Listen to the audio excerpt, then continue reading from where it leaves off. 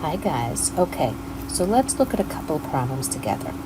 The first one here we have shown below is the graph of the differentiable function f along with the line tangent to the graph of f at x equals 2. What is the value of the derivative at 2? Now notice the place where this tangent is hitting the function is at x equals 2.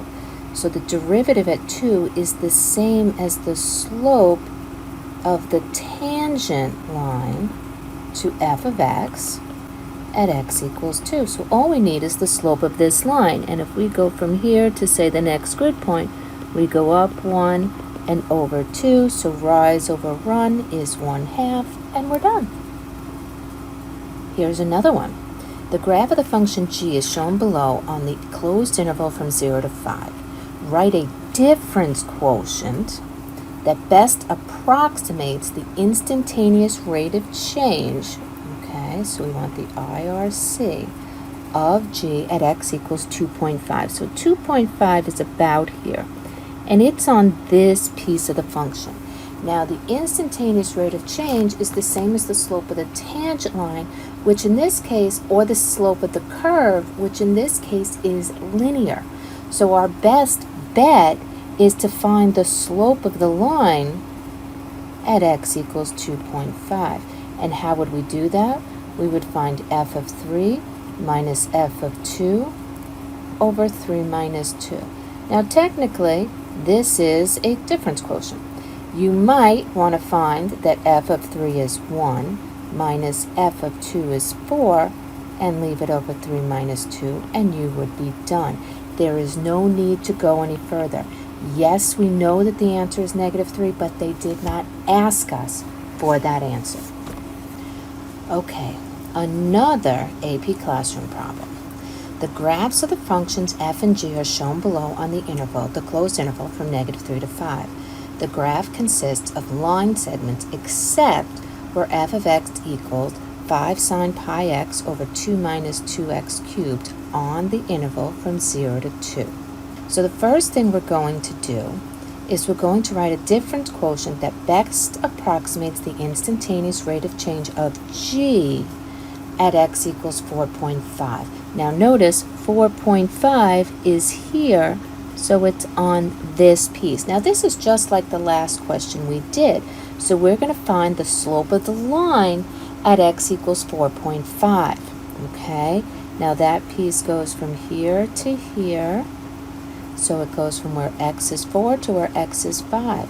So we're going to do g of 5 minus g of 4 over 5 minus 4. Now g of 5 is -1 minus g of 4 is -3, so that becomes +3 over 5 minus 4. And this is our difference quotient. Yes, I know that the answer is 2, but they did not ask us for that. Okay, same situation, only now we're on to part B. Let h of x equal g of f of x. We have a composition of functions. We want to find the limit as x heads to 4 of h of x and use correct limit notation in your answer. So, okay, here we go. Now, because we have this composition, we're going to have to look at the limit from the left and the right as x heads to 4. So let's start from the left. The limit as x heads to 4 from the left of h of x. That's the limit as x heads to 4 from the left of g of f of x. So remember, we're going to start with the inside. We're going to find the limit as x heads to 4 from the left of f of x. Now, as we head to 4 from the left, this graph is headed to that hole, which has a height of 2, but notice we're coming from below that hole, so we're approaching 2 from below, which means now we're going to find the limit as x heads to 2 from below of g of x. So 2 from below or 2 from the left on g of x, we're following this piece of the function here, which heads to this dot, which has a height of 1. So now we know that from the left, our limit is 1. Now we're going to find the limit as x heads to 4 from the right of h of x, which is the limit as x heads to 4 from the right of g of f of x.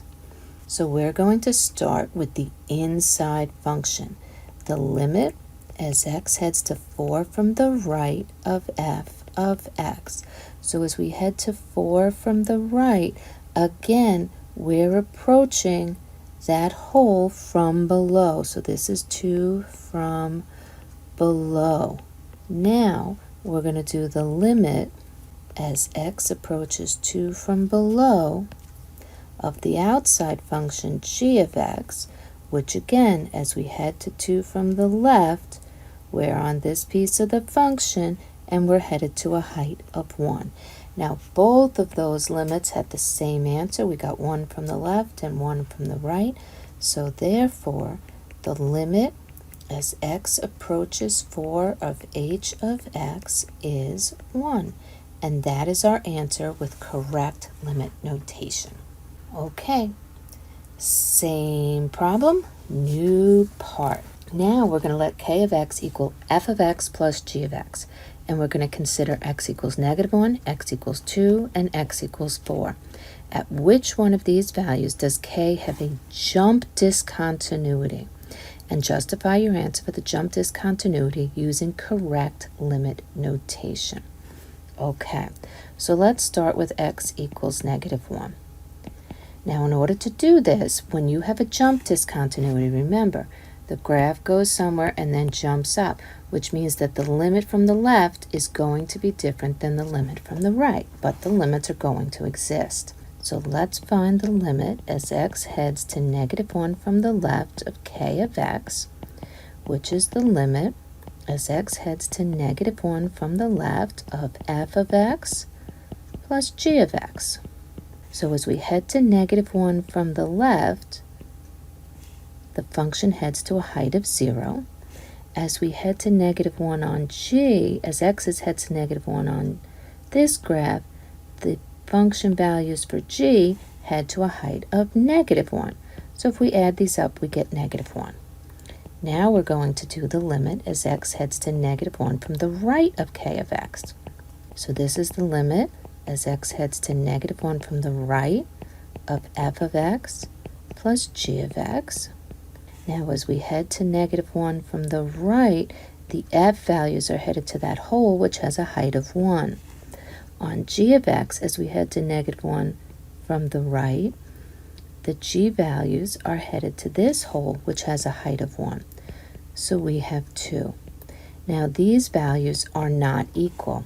So both limits exist, but they are not equal. Therefore, there is a jump discontinuity at x equals -1. So we have a jump discontinuity at x equals -1. Okay, let's look at the next value at x equals 2. So we're going to do the same thing.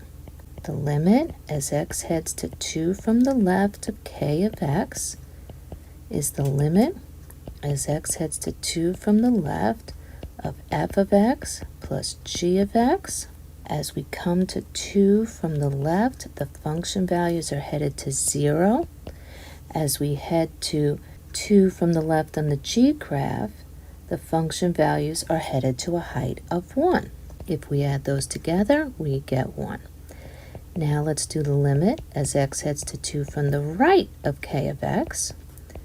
That's the limit as x heads to 2 from the right of f of x plus g of x.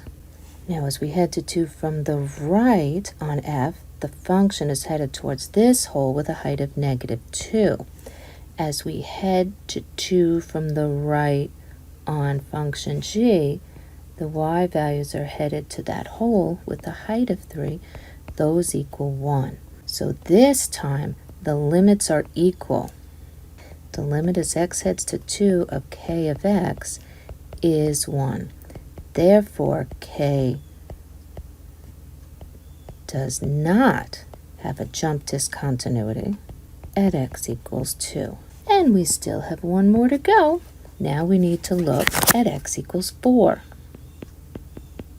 So we're going to look at the limit as x heads to 4 from the left of k of x, which is the limit as x heads to 4 from the left of f of x plus g of x. So if we're on the f function, as we head to 4 from the left, the function heads to this hole, which has a height of 2.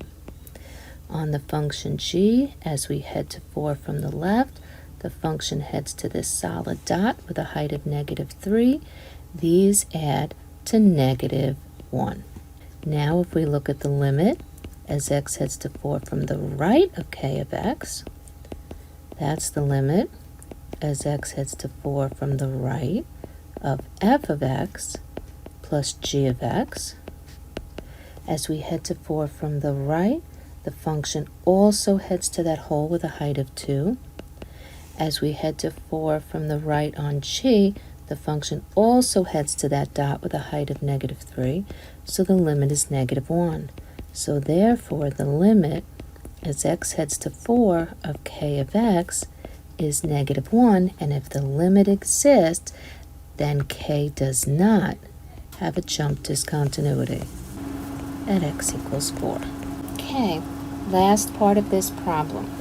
Values of f of x at selected values of x are given in the table below. What type of discontinuity does f have at x equals 1?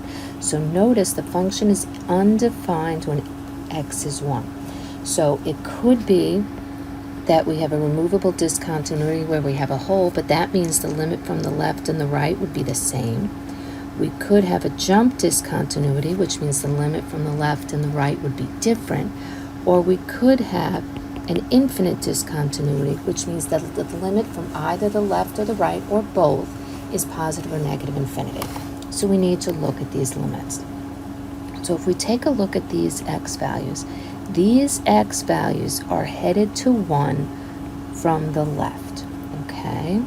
As those x values are headed to 1 from the left, these f of x values, 2.631, 2.628, 2.626, 2.623, 2.621, they're getting smaller and smaller, but they seem to be leveling off. Let's see what's happening in the other direction. Here, the x's are headed to 1 from the right, and these function values, 2.605, 2.607, these values are getting bigger, but they also seem to be leveling off pretty close to somewhere around 2.621 and 2.615. They are pretty darn close. So my guess would be that 2.621 is greater than the limit as x heads to 1 of f of x, which is greater than 2.615. So remember, we're estimating here, right? What is a reasonable estimate? So a reasonable estimate for this limit as x head to 1 of f of x would be to average these two values, okay? It's going to be somewhere in between them.